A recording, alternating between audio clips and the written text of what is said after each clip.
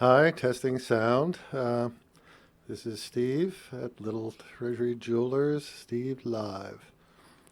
And am I getting some reverb out there? Let me hear what you say. Okay.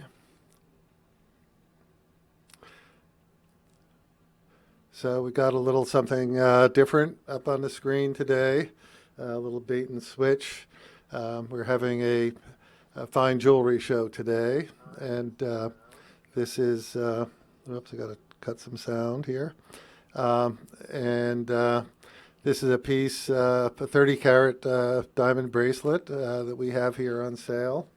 And pretty beautiful looking piece, I think. And it is going to go for about $69,000. And for those of you who are interested in taking care of the little lady, probably would include something like a snowflake or something with it, Grand Seiko snowflake. So let me know for those of you who have interest. And here's another shot of it on my wife's wrist, and that's strictly temporary. She could get attracted to it. And another piece of it here, another shot. So 30 carats of diamonds, and pretty nice Christmas present, holiday present for someone. So take it for what it's worth. So a couple things going on, and I've started at 5:30 today. CraigShipp has mentioned that folks in Asia are asking for me to start and him to start later, say 7 p.m. And I've gotten several requests from the folks in Europe for me to start earlier. So what we might do is just split it up, and if we do 2 shows a week, do one at 5 and one at 6 or 6:30, which would only be on our late night, which is Thursday here at Little Treasury. So that's what we're thinking. So let's get on to another matter, and that is a beautiful piece that we have here, just received today. And this is the Citizen Caliber 0100, and it's billed as the world's most accurate wristwatch. It is accurate to 1 second a year. And this particular piece, there were 3 pieces in the series, and one in platinum, one in gold, and this piece in titanium. And this is $7,400. It's a limited edition of 500 pieces worldwide. I think that just 30 some odd have come to the U.S., and I have the only 2. One is pre-sold in the Mid-Atlantic, I believe, so they're pretty scarce. So as you can see, it's a very simple looking design, but you can see that some pretty fine cuts on the case, very nicely done. And the bracelet, I think, is nice as well. No half links, regrettably, and that's an issue that we certainly have heard about with Grand Seiko. But this is extremely light. It's 62, 63 grams, milligrams, and it is about 2/3 the weight of a Grand Seiko snowflake. So very light, and again, extremely accurate. We've thought about setting the watch for daylight savings time and whatever. And fortunately, it has the function that you can uh, simply move the hour hand forward or backward without hacking the watch and having the hassle of trying to determine accuracy to 1 second a year, which probably is almost impossible for most of us. So this is called the AQ602151E. That's the full number on it. And it is 37.5 millimeters thick, wide rather, and 9.1 millimeters thick. So it's a fairly trim watch in Craig's parlance. Will definitely fit under your cuff very nicely. And I hope you're not getting hope you don't get seasick watching the thing continue to rotate. So what makes it so accurate? They have a new cut. It's called an AT cut on the quartz crystal versus a tuning fork, and apparently that tends to make it more impervious to temperature and other perturbations that might affect accuracy. It vibrates at 8.4 millihertz per second, I guess. I think that's the right dimension. And it is 256 times the frequency of a normal quartz crystal. So they've invested in some technology to make this super accurate. And I see Dave Williams is here, Carlos, Woody, and yes, Carlos, I think this bracelet's very comfortable, and given the extreme light weight of the watch, I think even if it is worn a little loose because of lack of half links and fine adjustment, I think it's going to be comfortable indeed. Haven't tried it on yet. I will, but I'm not going to size it, of course, but I'll lay it on the wrist. This just came in a couple of hours ago, so hot off the presses. Also, the watch checks temperature every minute, and the corresponding Grand Seiko quartz watches, I believe, are something like 540 times a day, and I haven't calculated the minutes, but I think it's somewhat less. So they've also invested in MEMS technology for fabricating some of the parts, and we have an exhibition back. I hope you can see it as it rotates. I'll try to focus that up or actually stop it, and I can't stop that little rotator. Let's take it off and show you the back of the watch and get that so that there you go. I think that's generally in focus. So you can see the coil, and it's actually the plates are chamfered, so there's some attention, fine attention to detail.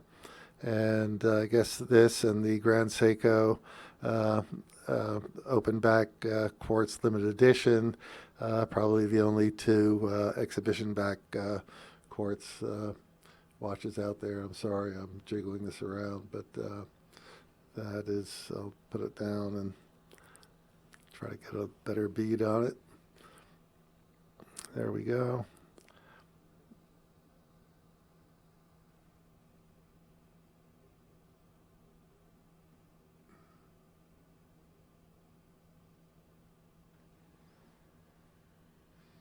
Okay, and there you can see the chamfered plates on it, and fairly attractive looking. It's got some striations on it, so there's some effort to provide some texture and definition on it. And I think when you look at it, I think the lugs are particularly nice and quite well done piece. And again, very rare, especially in the United States. So anyone interested, give us a holler on that. And okay, so I left out a big point here. Woody asks, what's the battery like? Well, this is solar powered, so this is not going anywhere in terms of battery life. You could actually stow this in a dark place for up to 6 months, and it will retain its charge, and it will charge from any light source. So it does not need to be out in the sun or anything like that. So, hi, Thomas. Thomas Burnett is aboard from England, I believe. And, okay. And Carlos asked a question of Thomas about a blue shirt appearance. So don't know what that's about. So, and our Wags is aboard as well. So, hey, how are you doing? So good to see you. So we're just winding up on the new Citizen 1 second per year accuracy timepiece, the caliber 0-100, and it's here in the store, and one piece sold and one available.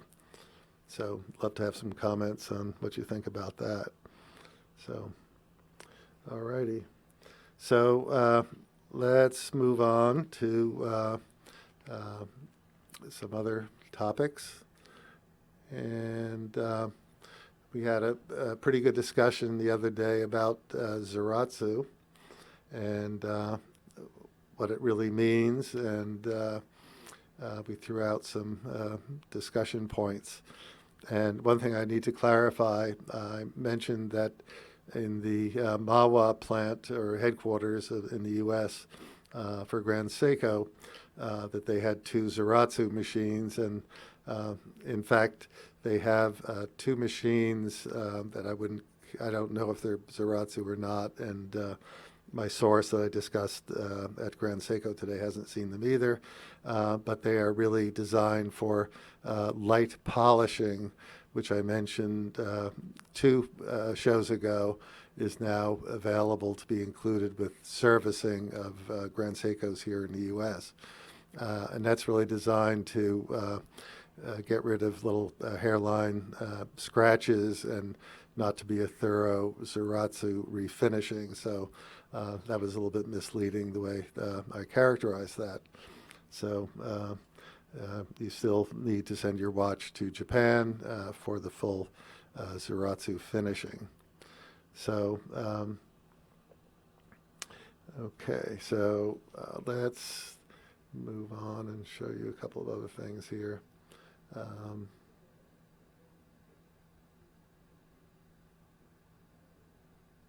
Okay, so I came across in my file some videos that I had forgotten I had, and of Zaratsu polishing, and I just put that on here. So here is one of the technicians polishing, and you can see it's a sort of an amalgam of hand finishing. Let me try to get this to replay if I can. And hang on, there we go. And you can see that she has some kind of a piece that steadies it while she does the work, but it's definitely an art that requires great skill, and she's doing a very particular movement to get the case polished in a perfectly flat way. And that machine is the purportedly the Zaratsu, Zaratz being the German name for the Zalatzgebruder machine that apparently is. There are no name plates on it, interestingly. And you can see it's very old. And that particular function uses the flat rotating plate, which is the key to Zaratsu finishing. So, okay, mic gain up a little, says Craig, so up it goes, and hopefully that does the trick. Let me know if it doesn't. And So next to the woman is also a little pot of material that I've been told is called grit. And part of the Zaratsu magic is the particular grits that are used on the wheel and other finishing mechanisms. And a lot of this is proprietary. And they have experimented with different materials and I guess different grits on the wheels that turn, as well as the wet material that goes on there to lubricate the process. So a lot of this information is held closely, and I have been informed also that a number are of these methods, as they call them, are patent pending. So a lot of this is sort of their secret sauce, how things are done over there. So here's a gentleman also finishing a case part, and again, very brief little video. But interestingly, that wheel is not turning. He's just rubbing that piece against a static wheel.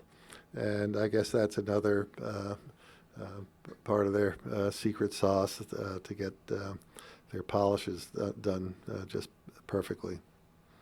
So here's another little bit. This fellow is polishing between the lugs of a case part. And again, that's not a flat plate, but a narrower wheel that goes in between the lug parts on the case. So I thought that might be of interest to you folks.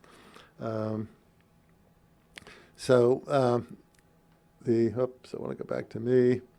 And so the bottom line is Zaratsu for Grand Seiko is not strictly the application of a particular machine that's named Zaratsu, which comes from Zalatz, a particular manufacturer in Germany, but it's the combination of the machine, flat plate polishing, the different grits that are used, the different I guess rouges or whatever you would call them, the materials that lubricate and facilitate the polishing, and the training and know-how of the technicians that carry that out.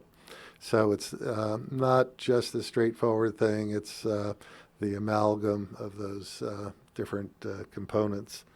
So that was a good bit of clarification. So I was also told that the methods evolved quite a bit, and that just recently I'm putting up another piece, and get it focused for you before I put it up. The Elegance collection, of which I have one piece here in 18 karat gold, has curves that on the case that have only recently been solved by their methods, so that prior to this it would have been very difficult or impossible for them to achieve the particular curves on these new Elegance watches, and that this is one of their new, as they call it, methods.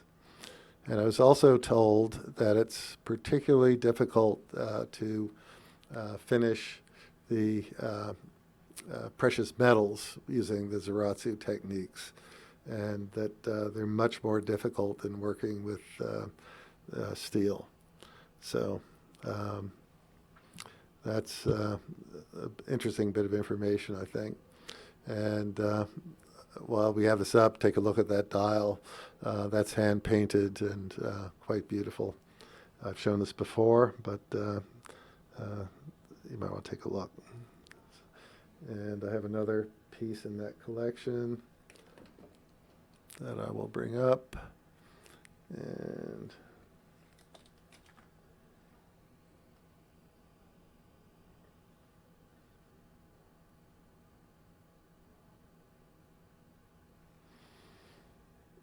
so this is new, probably one of the more attractive pieces in the this elegance manual wine collection, and it's got a sort of an off-white creamy dial, and it's in stainless steel. And there's also a blue dial, I think, that we've shown a number of times as well in stainless steel. And I think I've mentioned also that they now have a bracelet for this this series. Now there, I believe, 6 watches in the collection. Okay. And okay, Carlos, stunning piece, Spanish flag, yellow and red, and Woody asks, "Are we? You are selling me on these Grand Seikos?" Well, that's a good thing, Woody. It should be an easy sell. They're wonderful. And Joseph Garcia joins us and mentions that he loves his Astron. And Joseph, you have one of the new Astron 5Xs or one of the earlier larger pieces, out of curiosity? Okay. And Thomas Burnett, Carlos, Ultraman, one red, all love the white dial. Yeah, I think this might be perhaps my favorite one in the collection, this particular collection. So something just came out of the blue. This is not Basel or anything. This is just an addition that came in the past 2 weeks. So with that, got a couple. Oh, something else I want to chat about. Interesting. This is back on the Zalatsu and Zaratsu issue. I've shown and discussed briefly a company called Minase, which is based in Japan, and they are making some very interesting watches, very in some ways antithetical to Grand Seiko, but in some ways sharing some aspirations at least. And they are, and I'll try to get some photos that I've taken up another day because I'm sort of fascinated with this little new brand. They make much more elaborate case designs, some fairly extreme, but they are using a polishing technique that they refer to as Zaratsu polishing.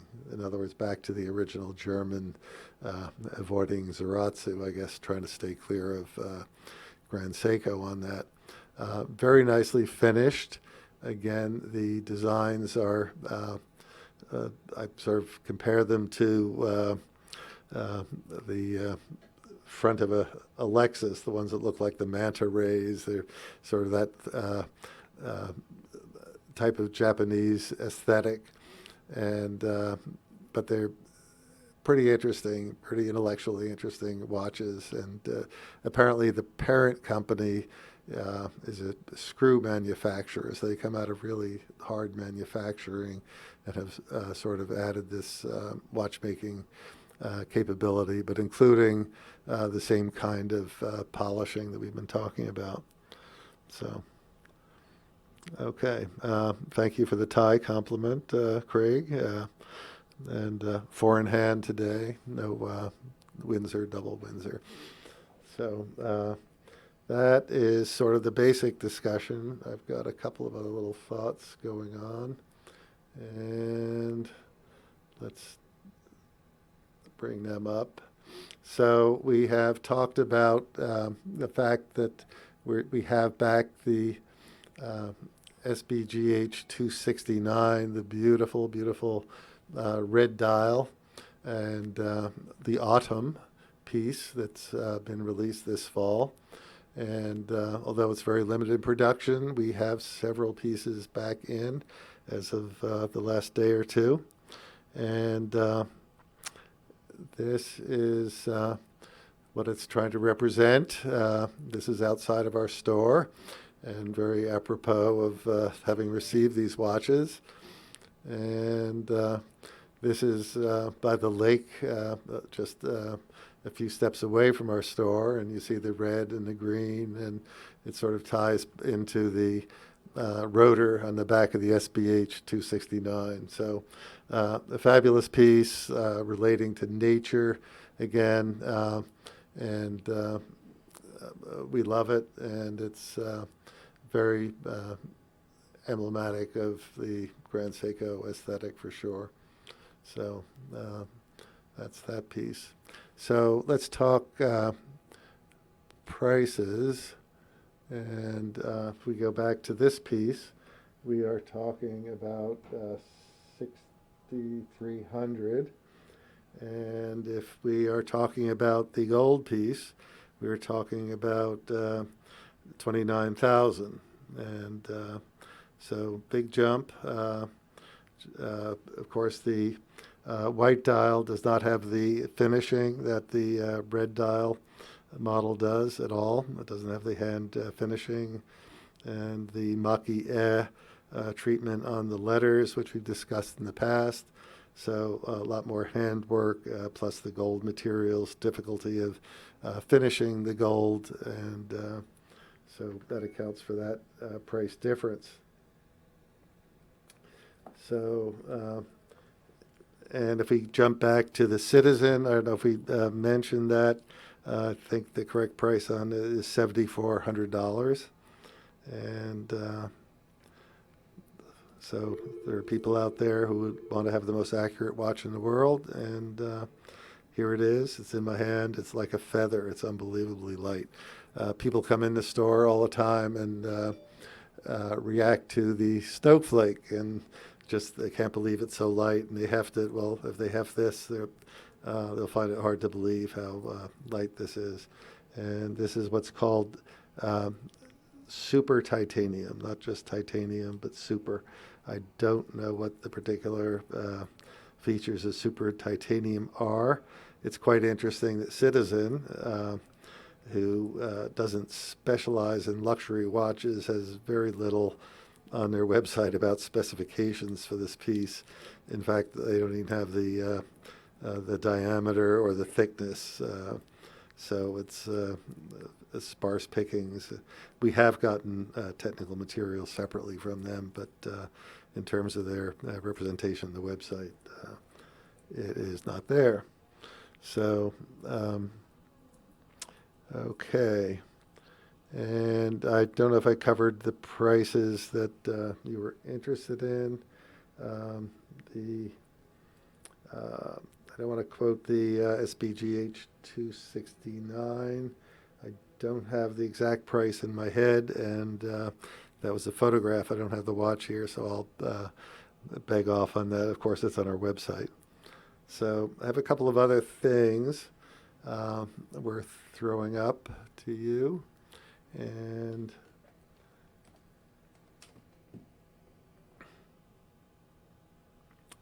we have become fairly rich in our holdings of pre-owned Grand Seikos, and for one reason or another.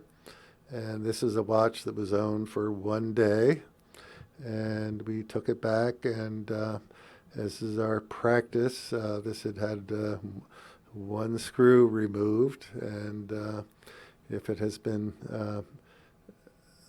adjusted in any way, we then treat it as pre-owned, and it protects the buyer for sure from getting something that's been out of the store and used.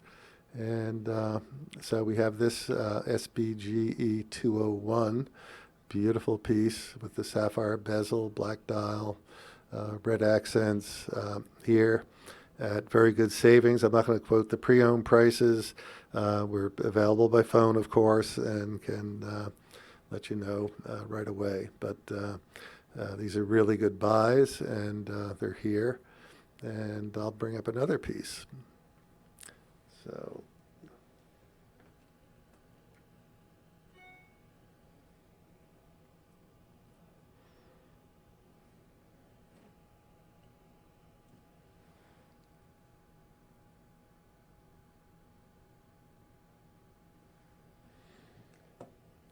All right. So coming up is the SBGJ 227, the famous snowflake.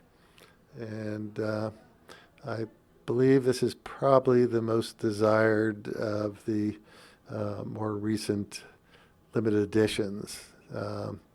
We do get calls on this for new, and they've been sold out for over a year quite frequently. So this should not remain too long in the store. If you haven't seen the peacock that this is in person, it is like many others, difficult to capture photographically, and outstanding piece. Okay. All right. And that is it. Let me just double check. Okay, I think that is all I have in my queue today. And more to come. I'm still on the trail of the Zaratsu story. And so it's gone from a strict machine to method to somewhat to materials, and definitely Grand Seiko is trying to associate that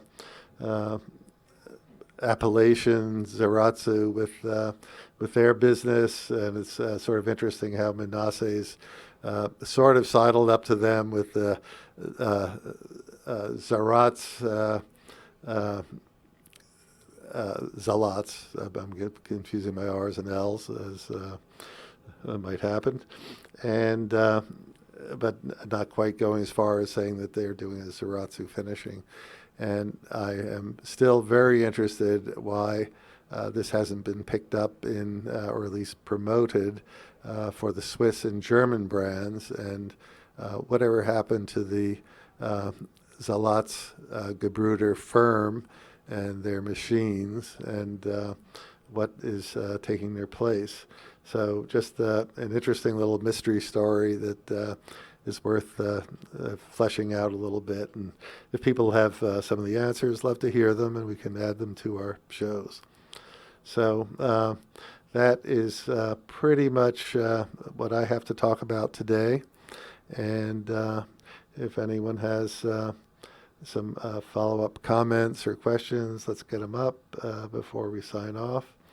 And Thomas, gorgeous colored dial, and patterning on the peacock is great. It is indeed. And this is where the Grand Seiko excels, one of the main areas, but not the only one. It differentiates itself for sure from many other brands. So take a look at that stunner. And again, pre-owned here in the store. And anybody who's up for that beautiful diamond piece, that is here for another hour or so.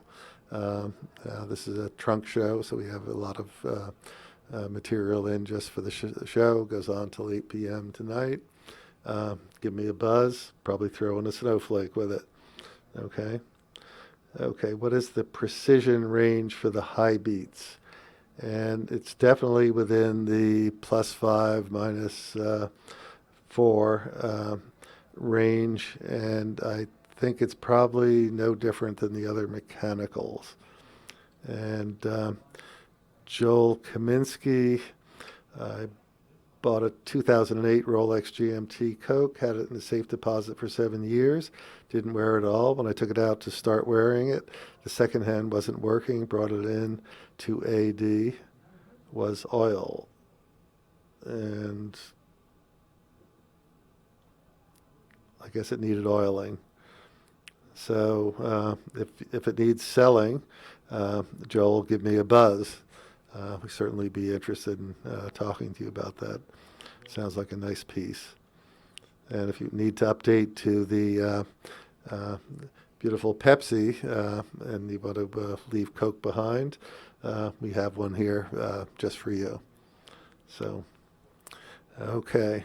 I am going to look for my little beeper and going to give you a little shot of the peacock, and I'm going to bid you all good evening and catch you again next week. It looks like we're in a 2-show per week rotation. I think we should be able to handle that, and look forward to catching up with you again. Always open to new ideas for shows that you want to have. So, okay, here it goes, stopping the show.